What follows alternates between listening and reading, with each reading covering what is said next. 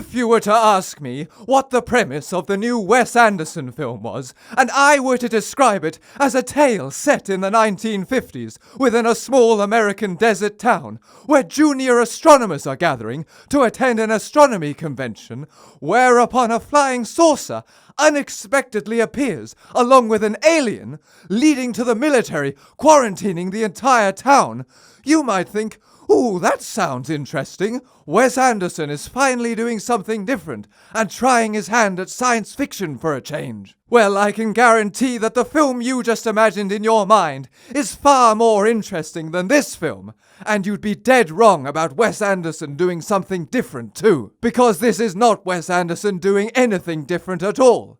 It's literally everything you've seen in every other Wes Anderson film before. Celebrity cameos portraying generic characters, mumbling long and pretentious lines of dialogue to each other in a monotonous and unrealistic manner, with drawn-out scenes where characters stand motionless in stiff postures, engaging in meaningless and overwrought dialogue that fails to advance the story, with completely artificial-looking sets and locations, where every element lacks any sense of realism. And it is most certainly not a science fiction film.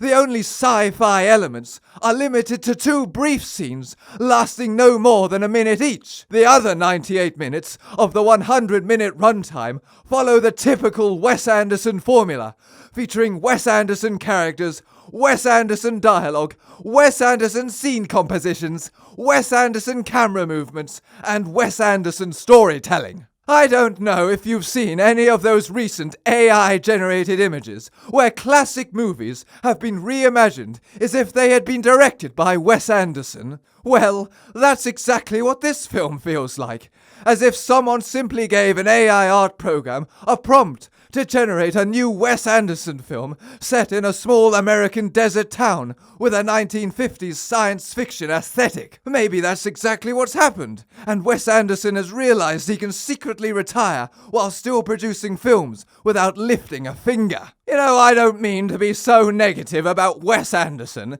and this criticism should not be mistaken for a general disdain towards the filmmaker, as I genuinely appreciate some of his previous films, such as The Darjeeling Limited, Moonrise Kingdom, and The Grand Budapest Hotel. In fact, The Grand Budapest Hotel holds the distinction of being the last film I watched twice in the cinema, before the country I was in descended into civil war, and I was forced to flee aboard a ship that was subsequently sunk, and found myself swimming to the nearest island, where I have been living ever since. However, after the Grand Budapest Hotel, it saddens me to say that I believe Wes Anderson has finally lost his mojo. All of his more recent films, like Isle of Dogs, The French Dispatch, and now Asteroid City, epitomize all the negative aspects of Wes Anderson's filmmaking style. So why then did he succeed in the past, yet in recent years seems to have fallen flat?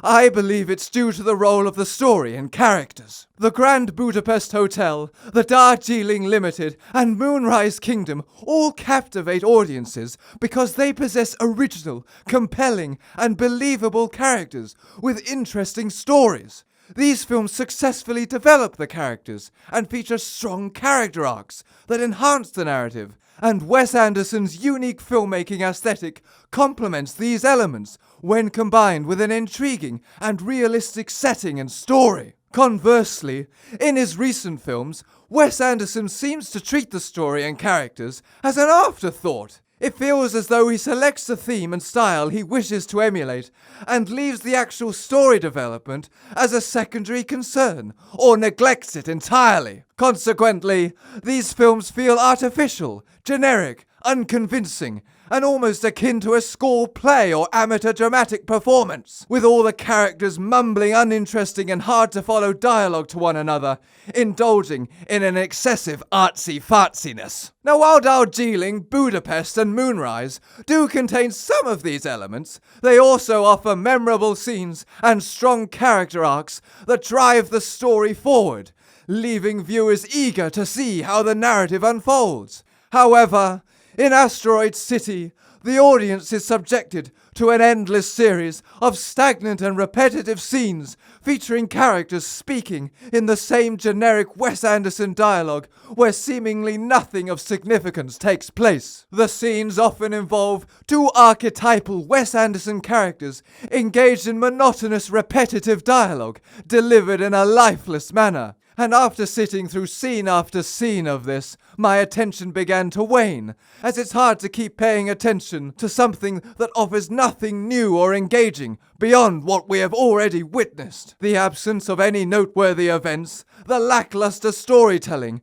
and the either non-existent or overly excessive camera movements, which feel as if the camera is on a fairground ride, almost inducing motion sickness, further contribute to the sense of tedium. For instance, the film commences in black and white, featuring Bryan Cranston introducing a play that is about to unfold. Although I personally did not find this introduction captivating, I initially attributed it to a mildly dull artistic opening, assuming the true essence of the film would soon emerge. As the black and white sequence concludes, the transition to vibrant colors and introduction of the small desert town, accompanied by the sight of a train in motion, momentarily revived my hopes. We are then introduced to the protagonist, played by Jason Schwartzman, who finds himself stranded in this remote town due to his broken down car. I anticipated an intriguing story centered around him, imagining we would find him grappling with the loss of his wife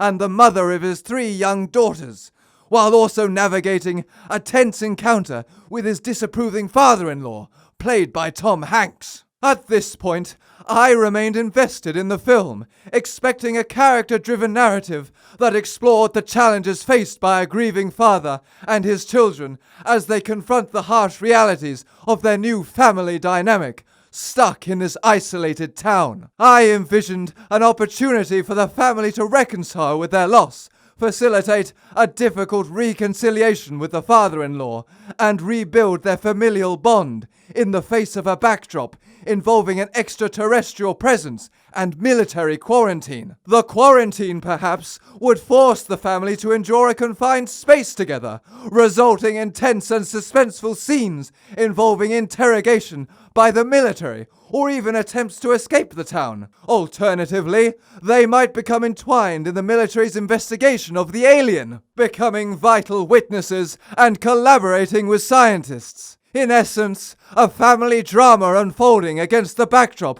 of a compelling science fiction tale, reminiscent of Independence Day or Mars Attacks. You know, like a genuine storyline, a tangible plot I could sink my teeth into. However, my expectations were swiftly shattered as the film divulged from this promising premise and instead delved into a series of pointless scenes involving inconsequential characters aimlessly spouting their insipid deadpan dialogue.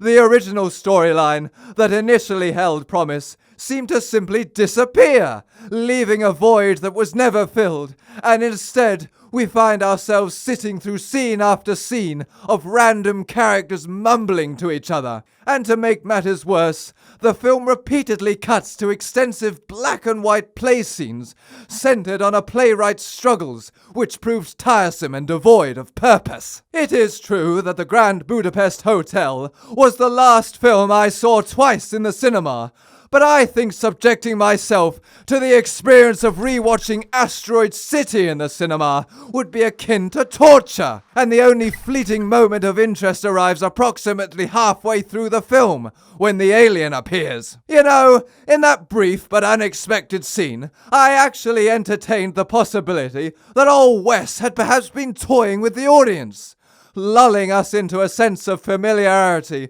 with his typical style, before abruptly shifting gears into something entirely unexpected, reminiscent of the twist in From Dusk Till Dawn. I genuinely thought, old West, you sly dog, you were just trolling us. You've got something up your sleeve, and we're about to transition into something completely different and never seen from you before. Yet once again, my hopes were dashed, as after this brief alien encounter, the film promptly returned to the well-trodden path of typical Wes Anderson fare. Perhaps the prominent issue is simply Anderson's tendency to prioritize the exploration of the setting and explore every possible idea he can squeeze out of it, instead of developing a cohesive narrative centered around a single main character. As the film feels more like a meticulously constructed model toy town rather than a cohesive cinematic experience.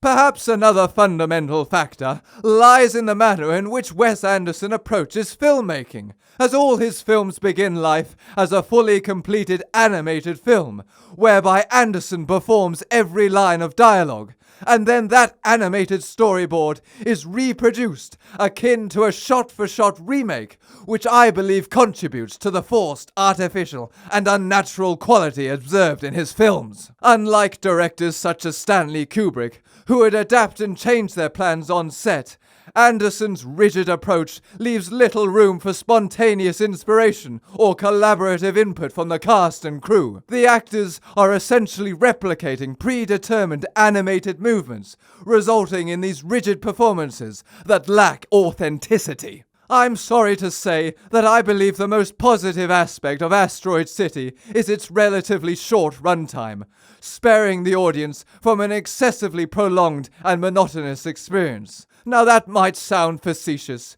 but at least Wes Anderson isn't so detached from reality, like directors such as James Cameron, into thinking we want to waste hours and hours of our lives watching his films.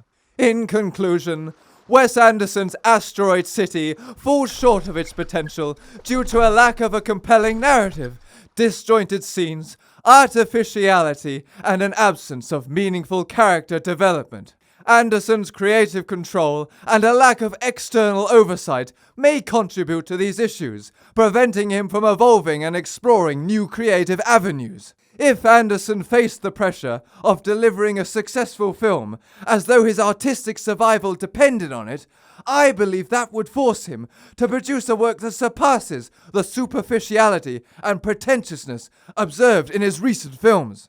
It is my hope that one day he will eventually venture into new territory, embracing different approaches that can revitalize his filmmaking and deliver a more captivating and substantive experience for audiences. However, this sadly may never happen, as Anderson's established success and fanbase will likely shield him from any critical scrutiny, allowing him to continue to indulge in his own creative whims without the necessary checks and balances that would compel him to try doing anything different, and therefore I wonder whether we will ever see a good film from him again.